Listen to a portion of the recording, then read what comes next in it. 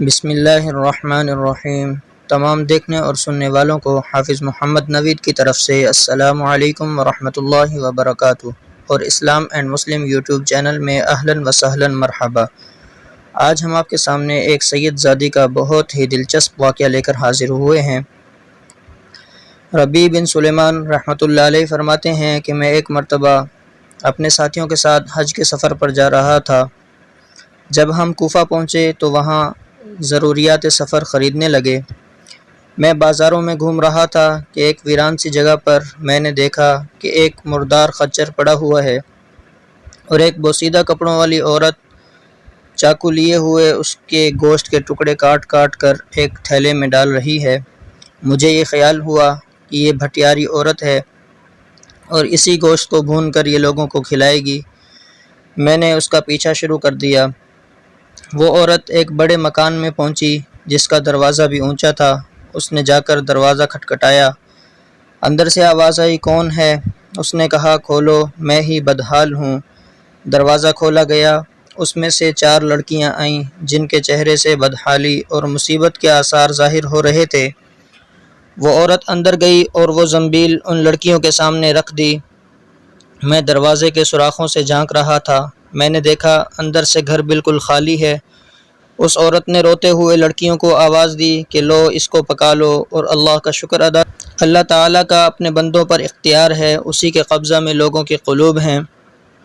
وہ لڑکیاں اس کو کاٹ کاٹ کر آگ پر بھوننے لگیں۔ مجھے بہت ناگواری ہوئی۔ میں نے باہر سے آواز دی، اے اللہ کی بندی، اللہ کے واسطے اس کو نہ کھا۔ وہ کہنے لگی، تو کون ہے؟ میں نے کہا، میں ایک پردیسی آدمی ہوں۔ کہنے لگی، اے پردیسی، تو ہم سے کیا چاہتا ہے؟ ہم خود ہی مقدر کے قیدی ہیں۔ 3 سال سے ہمارا کوئی مددگار نہیں۔ تو ہم سے کیا چاہتا ہے؟ میں نے کہا کہ مجوسیوں کے ایک فرقے کے علاوہ کسی مذہب میں یہ جائز نہیں۔ وہ کہنے لگی، ہم خاندان نبوت کے شریف سید ہیں۔ ان لڑکیوں کا باپ بڑا شریف تھا۔ وہ اپنے ہی جیسوں سے ان کا نکاح کرنا چاہتا تھا۔ اس کی نوبت نہ آئی اور اس کا انتقال ہو گیا۔ جو سامان اس نے چھوڑا تھا وہ ختم ہو گیا۔ ہمیں معلوم ہے کہ مردار کھانا جائز نہیں، لیکن اضطرار کی حالت میں جائز ہو جاتا ہے۔ ہمارا 4 دن سے فاقہ ہے۔ ربیع رحمۃ اللہ علیہ کہتے ہیں کہ اس کے حالات سن کر مجھے رونا آ گیا۔ میں روتا ہوا بے چین دل کے ساتھ وہاں سے واپس ہوا اور میں نے اپنے ساتھیوں سے کہا کہ میرا حج کا ارادہ نہیں رہا۔ انہوں نے مجھے بہت سمجھایا اور فضائل سنانا شروع کیے۔ میں نے ان سے کہا کہ لمبی چوڑی باتیں نہ۔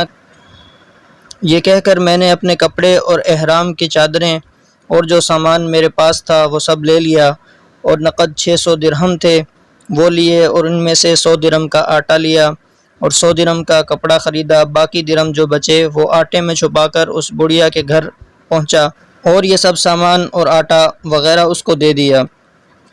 اس عورت نے اللہ کا شکر ادا کیا اور کہنے لگی، اے ابن سلیمان، جا، اللہ تعالی شانہ تیرے اگلے پچھلے سب گناہ معاف کرے اور تجھے حج کا ثواب عطا کرے اور اپنی جنت میں تجھے جگہ عطا فرمائے اور اس کا ایسا بدل عطا فرمائے جو تجھے بھی ظاہر ہو جائے۔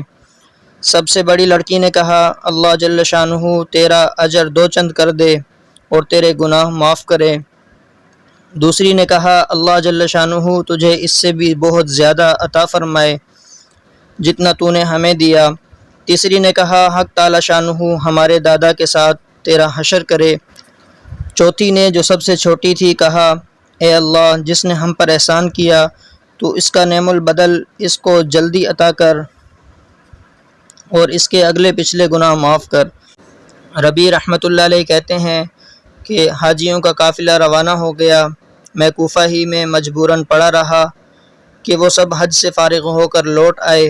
مجھے خیال ہوا کہ ان حاجیوں کا استقبال کروں، ان سے اپنے لیے دعائیں کراؤں، کسی کی مقبول دعا مجھے بھی لگ جائے۔ جب حاجیوں کا ایک قافلہ میری آنکھوں کے سامنے آ گیا تو مجھے اپنے حج سے محرومی پر بہت افسوس ہوا اور رنج کی وجہ سے میرے آنسو نکل آئے۔ جب میں ان سے ملا تو میں نے کہا، اللہ جل شانہ تمہارا حج قبول کرے اور تمہارے اخراجات کا بدل عطا فرمائے۔ ان میں سے ایک نے کہا کہ یہ دعا کیسی؟ میں نے کہا، ایسے شخص کی دعا جو دروازے تک کی حاضری سے محروم رہا۔ وہ کہنے لگے بڑے تعجب کی بات ہے، اب تو وہاں جانے سے انکار کرتا ہے، تو ہمارے ساتھ عرفات کے میدان میں نہیں تھا، تو نے ہمارے ساتھ رمی جمرات نہیں کی، تو نے ہمارے ساتھ طواف نہیں کیا۔ میں اپنے دل میں سوچنے لگا کہ یہ اللہ کا لطف ہے، اتنے میں خود میرے شہر کے حاجیوں کا قافلہ آ گیا۔ میں نے کہا حق تعالی شانہ تمہاری سعی مشکور فرمائے، تمہارا حج قبول فرمائے۔ وہ بھی یہی کہنے لگے کہ تو ہمارے ساتھ عرفات پر نہیں تھا یا رمی جمرات نہیں کی، اب انکار کرتا ہے۔ ان میں سے ایک شخص آگے بڑھا اور کہنے لگا کہ بھائی اب انکار کیوں کرتے ہو، کیا بات ہے؟ آخر تم ہمارے ساتھ مکہ میں نہیں تھے یا مدینہ میں نہیں تھے؟ جب ہم قبر اطہر کی زیارت کر کے باب جبرائیل سے باہر کو آ رہے تھے، اس وقت رش کی کثرت کی وجہ سے تم نے یہ تھیلی میرے پاس امانت رکھوائی تھی، جس کی مہر پر لکھا ہوا ہے من عاملنا ربیحا، جو ہم سے معاملہ کرتا ہے نفع کماتا ہے، یہ تمہاری تھیلی واپس ہے۔ ربی رحمۃ اللہ علیہ کہتے ہیں کہ اللہ کی قسم میں نے اس تھیلی کو کبھی اس سے پہلے دیکھا بھی نہیں تھا۔ اس کو لے کر گھر واپس آیا، عشاء کی نماز پڑھی اور اپنا وظیفہ پورا کیا۔ اس کے بعد اسی سوچ میں جاگتا رہا کہ آخر یہ قصہ کیا ہے۔ اسی میں میری آنکھ لگ گئی تو میں نے حضور اقدس صلی اللہ علیہ وسلم کی خواب میں زیارت کی۔ میں نے حضور صلی اللہ علیہ وسلم کو سلام کیا اور ہاتھ چومے۔ حضور صلی اللہ علیہ وسلم نے تبسم فرماتے ہوئے سلام کا جواب دیا اور ارشاد فرمایا اے ربی، آخر ہم کتنے گواہ اس پر قائم کریں کہ تو نے حج کیا، تو مانتا ہی نہیں۔ سن، بات یہ ہے کہ جب تو نے اس عورت پر جو میری اولاد تھی صدقہ کیا اور اپنا زاد راہ ایثار کر کے اپنا حج ملتوی کر دیا، تو میں نے اللہ جل شانہ سے دعا کی کہ وہ اس کا نعم البدل تجھے عطا کرے، تو حق تعالی شانہ نے ایک فرشتہ تیری صورت سے بنا کر اس کو حکم فرما دیا کہ وہ قیامت تک ہر سال تیری طرف سے حج کیا کرے، اور دنیا میں تجھے یہ عوض دیا کہ 600 درہم کے بدلے 600 دینار اشرفیاں عطا کی۔ تو اپنی آنکھ کو ٹھنڈی۔ پھر حضور صلی اللہ علیہ وسلم نے بھی یہی الفاظ ارشاد فرمائے کہ من عاملنا ربیحا۔ ربی رحمۃ اللہ علیہ کہتے ہیں جب میں سو کر اٹھا تو اس تھیلی کو کھولا، اس میں 600 اشرفیاں تھیں۔ امید کرتا ہوں کہ آپ کو آج کا ہمارا یہ واقعہ پسند آیا ہوگا۔ اس کو دوسروں کے ساتھ شیئر کرنا مت بھولیے۔ Thanks for watching. السلام علیکم۔